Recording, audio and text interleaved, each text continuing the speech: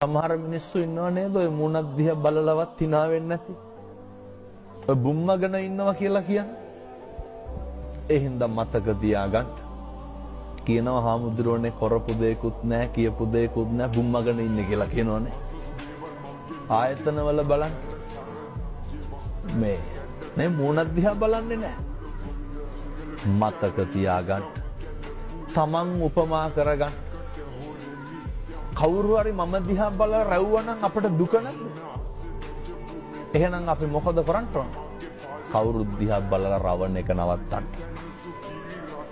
අපි අසතුටු නැද්ද අපි ගැන තැන් තැන් වල කේලම් කියනවනම්?